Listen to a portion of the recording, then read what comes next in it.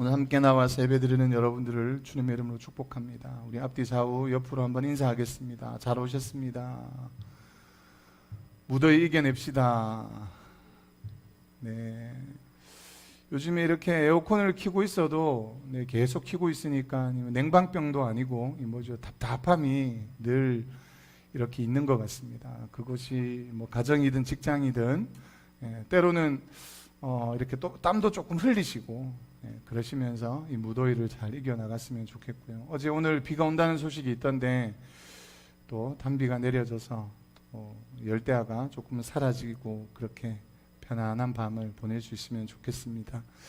오늘 사도행전 4장 13절부터 22절 우리가 읽은 이 본문의 말씀을 가지고 회우야 핍박에도 불구하고 라는 제목으로 함께 말씀의 은혜를 나누겠습니다. 지금은 올림픽이 한창입니다. 만약에 이제 미국이나 다른 이렇게 유럽 지역에서 올림픽이 하고 있더라면 저희가 밤을 새면서 그 경기를 봐야 될 것인데 가까운 이 도쿄에서 올림픽을 하고 있기 때문에 우리 시간이랑 정확하게 같지 않겠습니까? 그러다 보니까 이제 시간의 자유로움이 있어서 너무 좋은 것 같은데 어쨌든 참 그것을 보면서 바라보면서 안타까움도 한두 가지가 아닙니다. 2021년인데도 불구하고 올림픽 시계는 2020년에 멈추어져 있습니다. 처음에 어떻게 그래도 2021년에 올림픽을 하는데 어떻게 2020년이라고 저렇게 온 나라에 방송을 할 수 있을까 이런 생각을 가졌었는데 어쨌든 이 어려운 시기에 선수들과 모든 관계자들이 그 일들을 진행하고 있습니다. 일본의 코로나 확진자가 10,000명을 넘어섰습니다. 그 도쿄에만 4,000명을 넘어서는 그런 불상사가 나타났지만 아무튼 큰 어려움 없이 모든 올림픽이 끝까지 잘 마쳐지기를 바랄 뿐입니다. 한 아이가 저한테 이렇게 묻습니다. 아빠 아빠라고 물으니까 저희 집에일 수 있겠죠. 아빠 저 선수는 왜 그렇게 힘들게 싸워? 이렇게 묻는 겁니다. 무슨 질문을 하고 싶은지 대충 눈치는 챈 거죠. 그래서 대답을 해주었습니다. 금메달을 목에 걸려고 저렇게 열심히 싸우는 거야. 그러니까 또 묻죠. 금메달 가져서 뭐 해? 라고 말입니다. 금메달을 가져서 금메달을 따면 어떻게 되겠습니까? 물론 금메달을 따면 국가에서 주는 죽을 때까지 평생 누릴 수 있는 연금을 누리게 되어지죠. 이것도 무시할 수 없는 이유 중에 하나입니다. 그렇게 열심히 운동을 해서 죽을 때까지 보장받는 그 연금이 그의 인생에 있으니까 얼마나 가치 있는 삶이겠습니까? 그런데 모든 스포츠 선수들이 경기를 할 때마다 금메달을 향하여서 달려갈 때마다 단지 그 연금 때문에 그렇게 열심히 달려가겠습니까? 그렇지 않습니다. 세계에서 그 종목에서 최고가 되는 그 영예를 누리기 위해서 그렇게 힘들게 혹은 4년, 5년, 이번에는 5년이었죠. 아니 더 긴 시간 동안 그렇게 피를 흘리며 눈물을 흘리며 땀을 흘렸던 것 아니겠습니까? 그렇게 힘겹게 바랬던 것은 바로 그 명예를 누리기 위함이었던 것 같습니다. 그런데 참 올림픽이 그렇게 치열하고 그렇게 4년을, 5년을, 10년을 준비했지만 단 한 번의 실수로 메달을 갖지 못하거나 예선에서 탈락하는 경우들이 많이 있죠. 그런데 어쨌든 그들의 목표는 16강에서 탈락을 했든 예선에서 탈락을 했든 그들의 목표는 다 다르지 않습니다. 전부 다 국가를 대표해서 그 올림픽에 나온 선수들마다 금메달을 목에 걸려고 그 자리에 나온 것 아니겠습니까? 그런데 제가 그 모습들을 보면서 이런 생각들을 해보았습니다. 과연 그러면 우리 인생을 살아가는 목표가 무엇일까? 그 스포츠 경기에 올림픽에 참가한 그 모든 선수들은 금메달을 목에 걸려고 그렇게 열심히 살았다 치더라도 과연 우리는 이렇게 치열하게 살아가는 이유가 무엇일까? 이런 생각들을 한번 해보게 되죠. 여러분 올림픽만 치열합니까? 사실 그렇지 않습니다. 우리 인생도 삶도 치열함 연속 가운데 있습니다. 치열함 가운데 있죠. 내가 온전히 서지 않으면 언제라도 여기저기서 나를 짓밟고 누를 것 같은 그런 안타까움과 어려움 속에 우리가 살아가고 있다는 것입니다. 얼마나 많은 경쟁 사회 속에 우리가 살아가고 있습니까? 제 조카 하나가 최근에 취직을 했습니다. 물론 이제 정식 직원은 아니고 인턴으로 뽑혔어요. 근데 인턴으로 뽑혔는데 2명을 뽑아서 한 달 동안 그 대기업에서 열심히 뺑뺑이를 돌리고 그리고 한 달 뒤에 그 2명 중에 한 명을 선택하겠다는 겁니다. 제가 그 이야기를 듣고 이렇게 혼잣말처럼 이렇게 얘기했습니다. 진짜 잔인하다.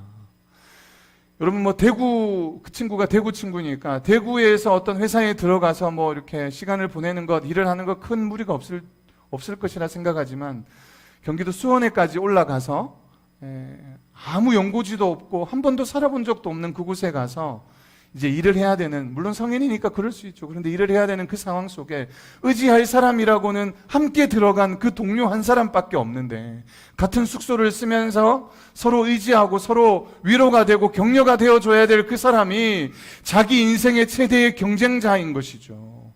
함께 위로하고 함께 격려해주는 그 사람이 바로 한 달 뒤에는 그 사람은, 어떤 한 사람은 정식 직원이 되고 어떤 한 사람은 그 회사에서 나가야 하는, 계약이 만료되는 그런 안타까움을 경험하는 것이 우리의 인생 아니겠습니까? 그 인생을 보면서 어찌나 안타깝고, 우리가 살아가는 이 치열한 경쟁이 무엇 때문에 이렇게 경쟁하고 무엇 때문에 그렇게 열심히 살아가는지 한번 생각해 보자는 것이죠. 여러분, 많은 사람들이 그렇게 치열한 경쟁을 뚫고 1등을 원하고 금메달을 원하고 그렇게 달려가고 있습니다. 우리는 과연 어떻냐 하는 것이죠. 우리는 어떤 목적을 가지고, 어떤 생각을 가지고 그렇게 치열하게 살아가고 있습니까? 단지 내 자녀들이 내가 조금 돈을 많이 벌어서 그 치열한 경쟁 구도에서 잘 이겨내서 내 자녀들을 잘 키우기 위함입니까? 좋은 집을, 좋은 아파트를 사기 위함입니까? 좋은 것을 누리길 위함입니까? 단지 우리의 목적이 거기에 있습니까? 한번 생각해 보아야 하는 것이죠. 우리의 인생은, 우리의 삶은 최고의 영예를 누리려고 하는 성향이 있습니다. 그것은 우리가 부인할 수 없는 이유가 있는데요. 우리가 하나님의 형상을 덧입었기 때문에 우리가 최고가 되려고 하는, 우리가 높아지려고 하는 모습이 우리 안에 있는 것은 부인할 수가 없습니다. 우리가 잘 알고 있는 것처럼 바벨탑 사건을 알고 있지 않습니까? 사람이 자기 스스로를 높이려고 하는 모습, 자기 스스로 높아지려고 해서, 가장 높아지려고 해서 하나님보다 높아지려고 하죠. 그런데 그 높아지려고 하는 그 이면에 그들의 목적이 있었는데요. 성경에서 그 창세기 11장에서 그렇게 이야기합니다. 그들이 그 바벨탑을 쌓은 이유가 무엇이냐면 그들의 이름을 내고 그들의 이름을 온 지면에 알리고 싶었던 거예요.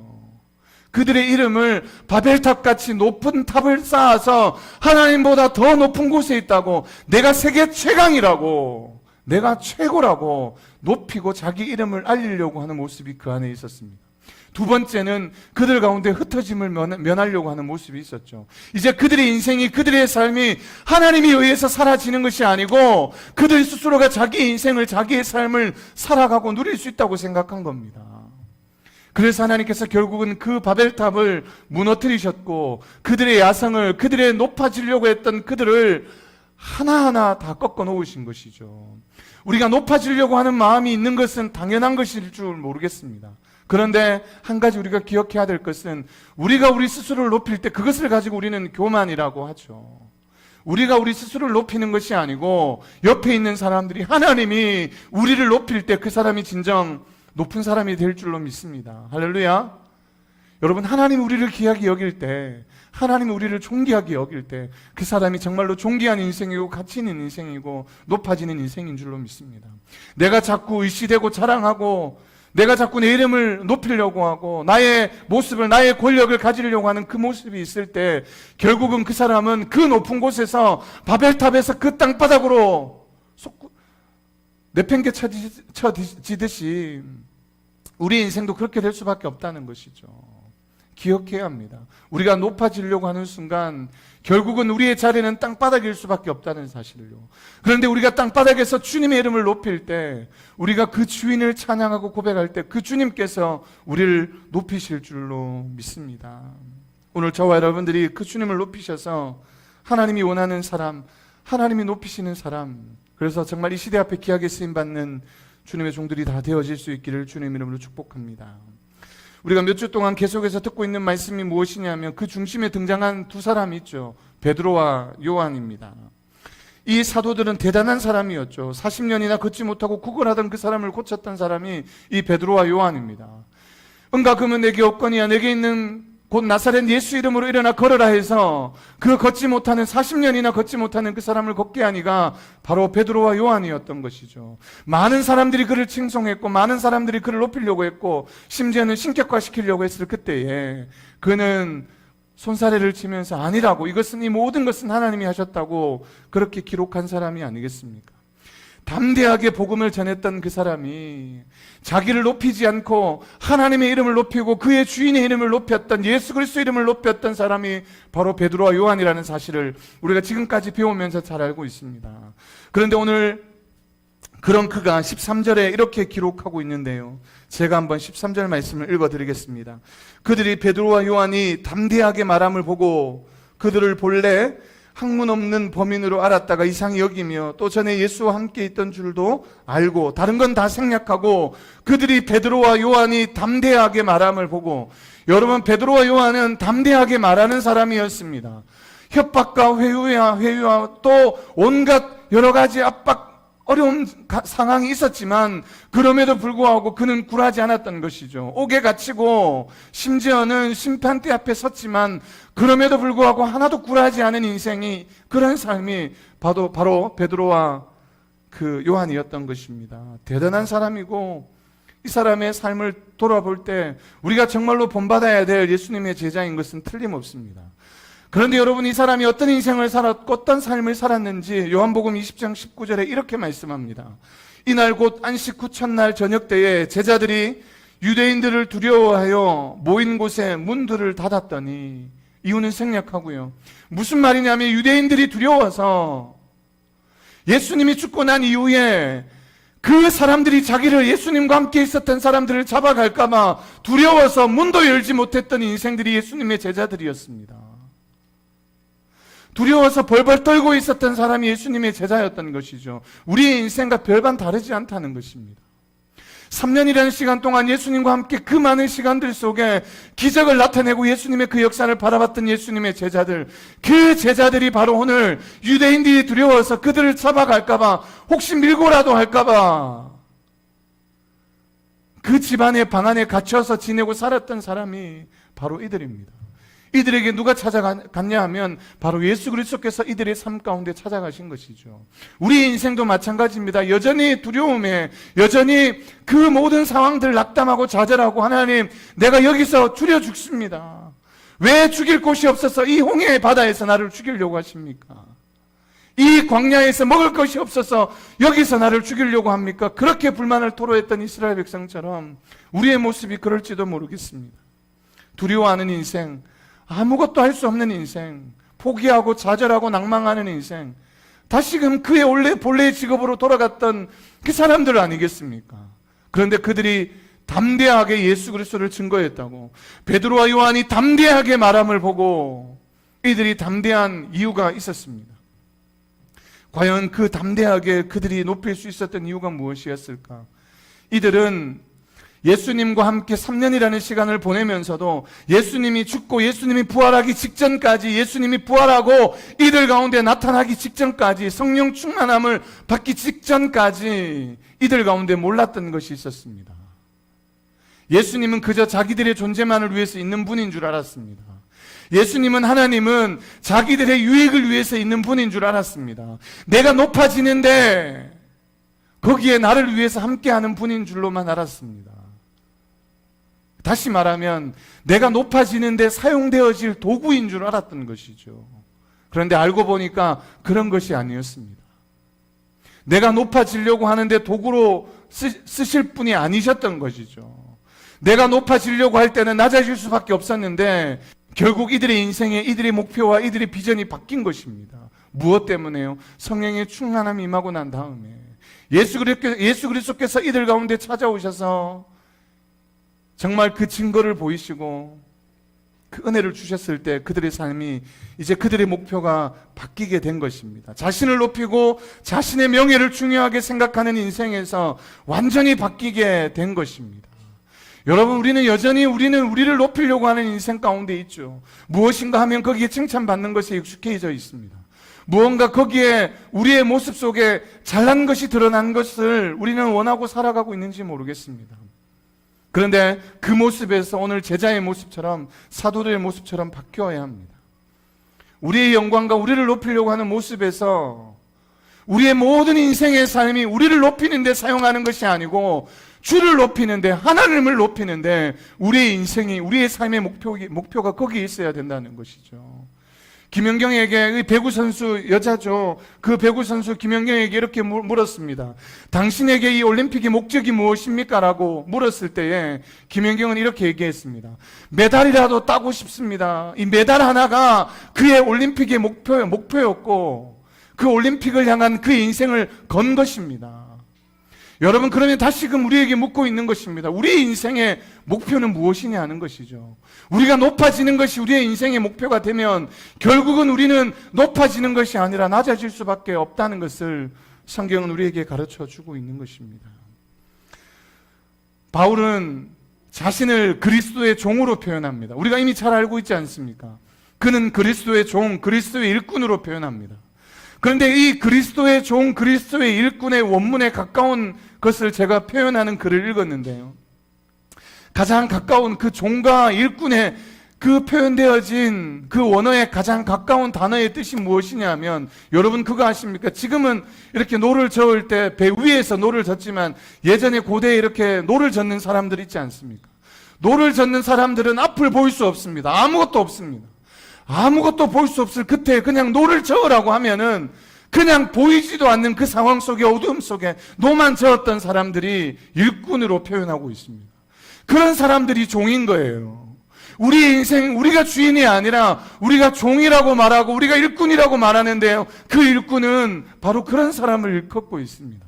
자기 스스로를 높이려고 하는 사람이 아니라, 앞을 볼 수 있는 사람이 아니라, 목적을 볼 수 있는 사람이 아니라, 아무것도 없습니다. 주인의 말에 청종하고 그냥 노를 저으라면 앞도 보지 못하고 그냥 노만 젓는 사람이 일꾼입니다. 그 바울이 자기가 그리스도의 일꾼이라고, 그리스도의 종이라고 표현할 때 바로 그런 표현을 하고 있는 것이죠. 내가 많은 부귀 영화를 누리고 내 안에 많은 관심들이 쏠리고 있지만 이 관심과 이 모든 것들이 나에게 있는 것 자체가 부담스러운 거예요. 그 모든 것들을 누구에게 돌려야 된다고요? 하나님에게 돌리는 인생이 되어야 될 줄로 믿습니다. 오늘 이 베드로와 요한의 위대한 인생은 무엇이냐면, 그 모든 공을 자신이 아닌 바로 전능하신 하나님 앞에 돌릴 수 있는 인생이었습니다. 그렇기 때문에 그가 강하고 담대함이 있었던 것이죠. 그에게 담대하게 복음을 선포할 수 있었던 이유가 그 인생이 그를 위해 살아가는 인생이 아니라 주와 복음을 위해 살아가는 인생이기 때문입니다. 여러분, 우리가 전도하러 갔는데요, 전도하러 갔는데 부끄러울 때가 있지 않습니까? 복음을 증거하는데 때로는 입이 삐쭉삐쭉해서 말이 나올 수 없을 때가 있지 않습니까? 왜요? 그 인생의 주인이 하나님이 아니라 내가 되기 때문이에요. 거기서 그 물티슈 하나 들고, 이 사람이 어떻게 생각할까? 나를 어떻게 생각할까? 그 수많은 생각들이 우리의 뇌리를, 우리의 머릿속을 지나가면서 때로는 부끄럽기도 하고 때로는 주저하기도 하고 그러는 모습이 있지 않겠습니까? 그런데 정말 우리의 인생의 목적이 정말 주와 복음을 위해서 사는 인생이라면 어디 가서 우리가 주저할 수 있고 어디 가서 부끄러워할 수 있겠습니까? 그 복음을 전하는 일이 주와 복음을 높이는 일인데요, 베드로와 요한 여기서 담대하게 증거할 수 있었던 이유가 바로 그것입니다. 이전에는 예수님 때문에 한자리 하려고 했던 사람입니다. 예수님 잘 쫓아다니고 예수님 그분 잘 모시고 살아가면 우리도 어느 회사에서 어느 한 자리쯤 올라가겠지. 나라에서 적어도 예수님의 오른편에 앉아서 내가 치리할 수 있는 그런 사람이 되겠지. 그러면서 열심히 예수님을 따라다니면서 예수님 오른편에서 오른팔로 역할을 했던 사람이 베드로 아니겠습니까? 그 베드로와 야고보, 요한이 수제자 아니었겠습니까? 그들의 인생은 하나님을 믿고 하나님을 섬겼지만 그러나 그들의 인생이 높아지는 데 목적이 있었던 것입니다. 그런데 그 초점이 바뀔 때에 그의 인생이 완전히 바뀐 것이죠. 그의 인생이 하나님을 높이는 인생으로, 주를 높이는 인생으로 살아갈 때에 강하고 담대하게 그의 인생이 바뀐 줄로 믿습니다. 저와 여러분들의 인생도 정말로 주와 복음 위에서 살아갈 수 있기를 소망합니다. 올림픽 참가자에게 물었을 때 금메달이 목적입니다. 여러분들에게 물으실 때 목적이 무엇이냐고 물으시면 뭐라고 대답하시겠습니까? 오늘 집으로 돌아가셔서 이 말씀을 듣고 한번 물어보십시오. 당신의 사는 목적이 뭐야? 먹을 살려고 먹고 살려고 이런 말 말고요. 우리의 목적이 과연 무엇인지 다시 한번 깊이 생각해 볼 수 있는 시간이 되기를 소망합니다. 베드로와 요한이 두려워서 문도 걸어 잠궜던 인생이었지만 하나님을 의지하고 하나님을 믿고 나갔던 그들의 인생에, 그들의 삶에 강하고 담대한 이유가 여기에 있는 겁니다. 주님이 그들의 주인이시고 주님이 그들과 함께 하시고 이 역사의 주인이 하나님이신 것을 알기 때문입니다. 16절에서 19절 말씀 이렇게 기록합니다. 이 사람들을 어떻게 할까? 그들로 말미암아 유명한 표적 나타난 것이 예루살렘에 사는 모든 사람에게 알려졌으니 우리도 부인할 수 없는지라. 이것이 민간에 더 퍼지지 못하게 그들을 위협하여 이후에는 이 이름으로 아무에게도 말하지 말게 하자 하고 그들을 불러 경고하여 도무지 예수의 이름으로 말하지도 말고 가르치지도 말라 하니 라고 말하는 것이죠. 여러분, 지금 우리는 이렇게 어느 정도의 자유를 가지며 예배를 드리고 있지만 지금도 20명을 사실 넘어갈 수는 없습니다. 거의 지금 20명 정도 되는 것 같은데요. 30명인가? 네, 30명을 넘어갈 수 없대요. 서울 경기 지역에는 20명을 넘어갈 수 없죠. 4단계라서. 여러분, 많은 상황 속에 수천 명이 넘는, 수만 명이 넘는 교회도 20명이 넘지 못하는 이런 상황에 도래했습니다. 물론 많은 사람들이 지금 이 모든 상황들이 교회를 탄압하고 압박하는 모습들이 있다라고 이야기합니다.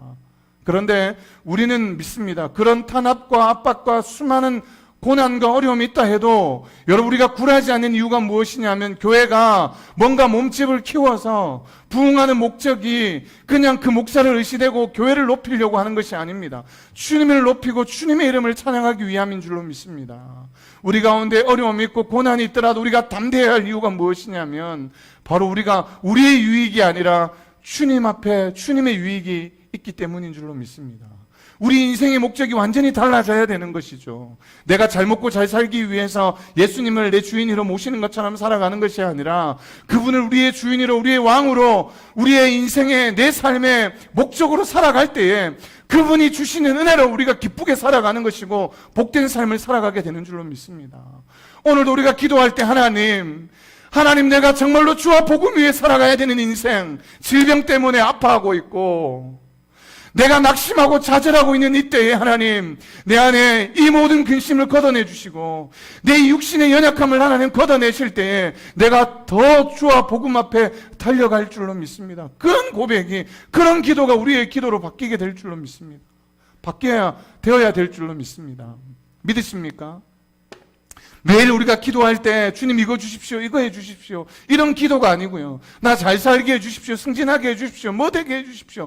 그게 나쁘다는 이야기가 아니고 우리의 인생의 목적이 늘 그런 목적이 아니라 정말로 주와 복음이 우리의 인생의 목적이 될 때에 우리가 인생에서 살면서 담대하게 되는 것입니다. 할렐루야. 저와 여러분들 이렇게 담대하게 되기를 소망합니다. 이 코로나 시기에 우리를 막 정말 힘들게 만들고 소극적으로 만들고 새침하게 만들고 그렇지 않습니까? 그런데 여러분, 여기에 전혀 굴할 필요가 없습니다. 우리가 굴하지 말고 여기에 전혀 주저하지 말고 정말 하나님께서 이 상황을 허락하셨다고 믿고요. 뿐만 아니라 이 상황을 믿음으로 잘 이겨낼 수 있기를 주의 이름으로 축복합니다. 어떻게 해요? 주의 이름을 높이면서 우리가 이 순간을, 상황을 잘 이겨냈으면 좋겠습니다. 자신을 위해 사는 인생이 아니라 주를 위해 사는 인생으로 바꾸어 갈 때 하나님이 베푸시는 놀라운 은혜를, 그 능력을 경험하게 될 줄로 믿습니다.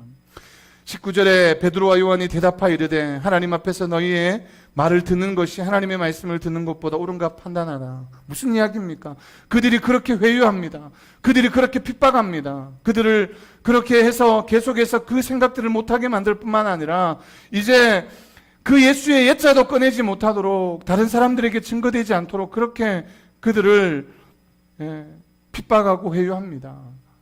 우리의 인생도 마찬가지죠. 우리의 삶도 마찬가지입니다. 늘 주변에서 꼭 그렇게 믿어야 되냐고, 이 코로나 시기에 꼭 그렇게 교회 가야 되냐고 사람들은 그렇게 말할지 모르겠습니다. 편안하게 집에서 그냥 온라인으로 예배 드리면 그것이 다인 것처럼 말할지도 모르겠습니다. 그런데 우리가 정말로 그런 회유와 핍박에도 불구하고 온라인으로 예배 드리는 것이 나쁘다는 이야기가 아니라 우리의 믿음을 하나님 앞에 보이는 삶을 살아가는 것이 필요합니다. 오늘도 우리가 이 시간 주님, 내 삶의 주인이 주님입니다 고백하는 시간인 것이죠. 이 시간이 주님의 것이고 내 삶의 주인이 주님입니다. 그렇게 고백하는 삶을 살아가는 겁니다. 예수님의 제자들 역시 말씀 앞에 이 앞에서 드린 것처럼 유대인들이 두려워서 문도 못 여는 사람들이었습니다. 그런 신앙인이고 믿음이 없었지만 그러나 하나님 말씀 가운데 든든하게 세워져 갈 수 있었던 것은 바로 성령의 충만함의 역사뿐만 아니라 예수님께서 그들의 인생의 삶에 찾아오신 이유겠죠. 여러분, 우리의 삶 가운데도 오늘 그 주님께서 말씀하고 있는 줄로 믿습니다. 내가 너의 하나님이라고. 바로 우리가 그분 앞에 종으로, 그분 앞에 일꾼으로 선 바로 우리의 하나님이라고 말씀하고 있는 줄로 믿습니다. 우리가 그분을 의지하고 그분을 신뢰하고 정말 말씀 앞에 온전히 서갈 수 있기를 소망합니다. 우리가 우리 인생으로 살아갈 때는 역시 십중팔구로 넘어질 수밖에 없고 작은 시험에도 실패할 수밖에 없습니다. 떡과 물고기 때문에 많은 사람들이 예수님을 왕으로 세우려고 했던 것 아니겠습니까? 그 오병이어의 기적 이후에 그 수많은 사람들이, 거기에서 떡 먹은 수많은 사람들이 이 사람을 왕으로 세워야 된다고 그렇게 외쳤던 것 아니겠습니까? 그들의 인생의 목적이 정말 이분이 우리의 왕이시고 우리의 구주이심을 인정했기 때문일까요? 그렇지 않습니다. 왕으로 세우려고 했던 그 수많은 사람들, 떡을 먹고 물고기를 먹었던 그 수많은 사람들이 왕으로 세우려고 했었던 것은 그들이 높이기 위해서였습니다. 그들의 부족함을 채우기 위해였습니다. 여러분, 우리의 부족함을 채우기 위해서 예수님을 믿는다면 우리의 부족함을 채우기 전에 더 곤고한 인생이, 어려운 인생을 살아가게 될 줄로 믿습니다. 반대로 우리의 인생을 채우기 위함이 아니라, 우리의 부족함을 채우기 위함이 아니라 하나님을 높이는 인생으로, 그분을 찬양하는 인생으로 우리의 인생이 완전히 바뀔 때에 우리가 걸어가는 삶, 우리가 살아가는 모든 인생의 삶에서 하나님께서 살아갈 수 있는 복과 은혜를 주실 줄로 믿습니다. 자녀가 잘 되기를, 하나님 이 아이 잘 돼야 됩니다. 100번 기도하는 것보다 주님, 주의 나라와 복음 위에 사용되는 하나님의 거룩한 자녀가 되게 해달라고 그렇게 기도할 때에 이 자녀가 잘 될 줄로 믿습니다. 아멘. 여러분, 정말 공부 열심히 해서 세상에 수많은 권력을 누리고 돈을 벌고 좋은 위치까지, 자리까지 올라가면 못하겠습니까? 그 안에 복음이 없고 그 안에 믿음이 없고 그 안에 예수 그리스도를 증거하는 삶이 없다면 얼마나 공부 잘해서 못하겠습니까? 부자 되어서 못하겠습니까? 우리가 그렇게 기도하지 말고, 하나님 이 아이 정말 주와 복음 앞에 귀하게 쓰임받기 위해서 하나님 이 아이에게 지혜도 주시고 명철도 주시고 은혜도 달라고 그렇게 기도할 때 하나님께서 반드시 그 아이에게 복과 은혜를, 지혜와 명철을 주실 줄로 믿습니다. 아멘. 우리의 가정도 마찬가지죠. 여러분 부자 되기 원하세요? 하나님 앞에 더 드릴 준비하시고 그렇게 기도하십시오. 주의 나라와 복음 위에 쓰겠습니다. 그렇게 기도하실 때 하나님 반드시 우리의 인생의 삶에 채우실 줄로 믿습니다. 믿으십니까? 예.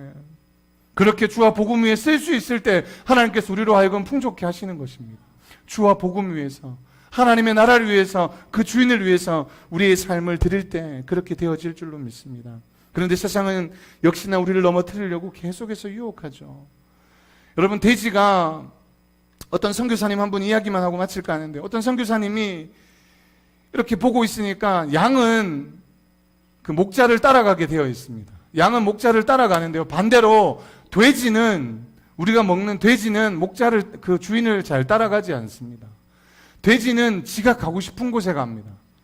돼지는 철저하게 먹이를 따라갑니다.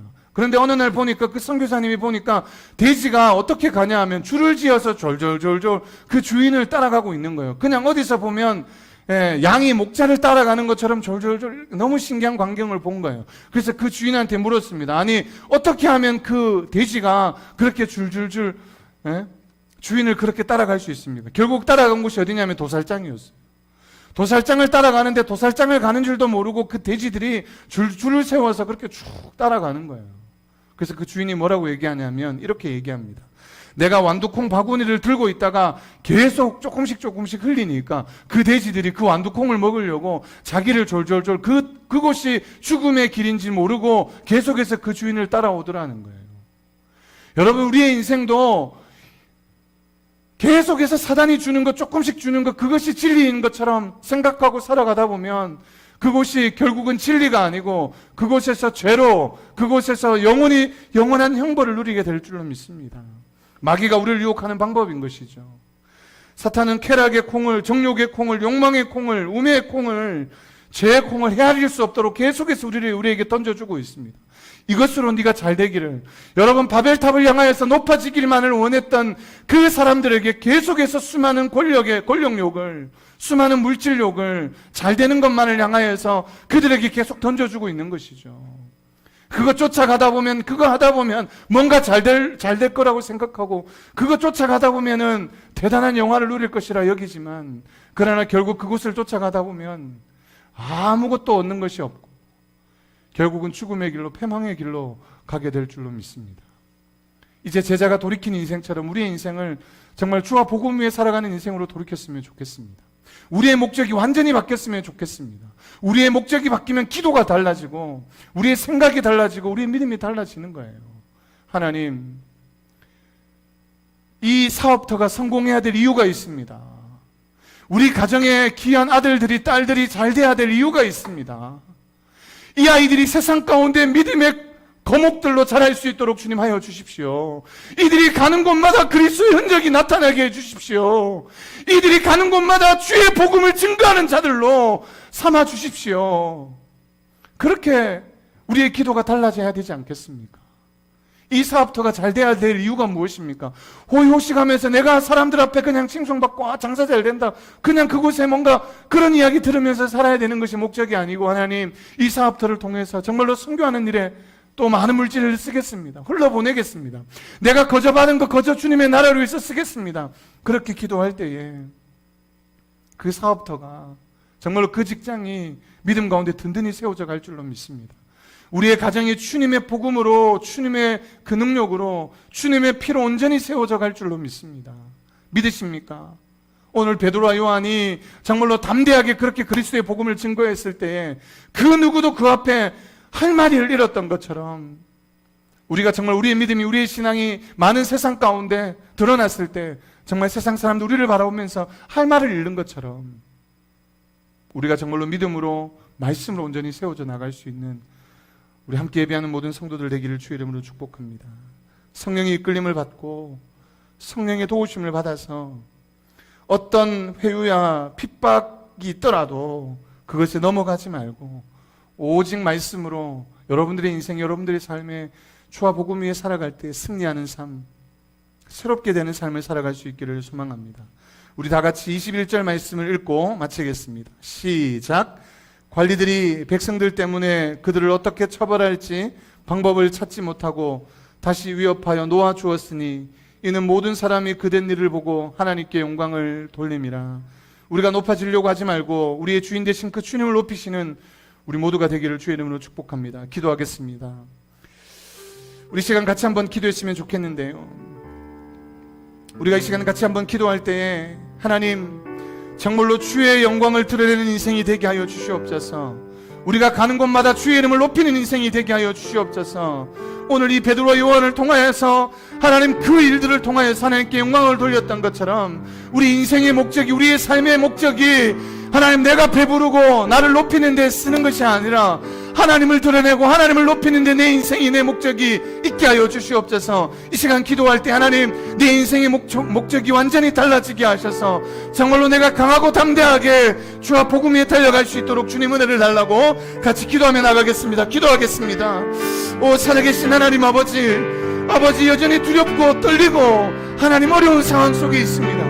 그러나 아버지 하나님, 그 모든 것이 나의 이익과 유익을 위해서 있는 것이 아닌지 하나님 말씀을 통해서 돌아봅니다.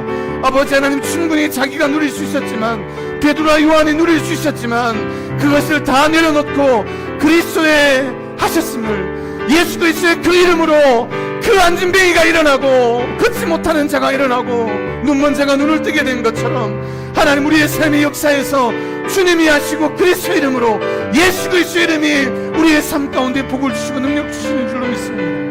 하나님 아버지, 그 이름을 높이는 데 우리 인생을 사용하게 도우시고 그 이름을 높이는 데, 영광을 돌리는 데에 우리의 마음을 두고 형편을 둘 수 있도록 주님 은혜를 부어주시옵소서. 그러할 때 주님의 영광이, 주의 은혜가 나타나는 줄로 믿습니다. 주님 도우시는 은혜가 임할 줄로 믿습니다. 주여 역사하여 주시옵소서. 오 주여 역사하여 주시옵소서.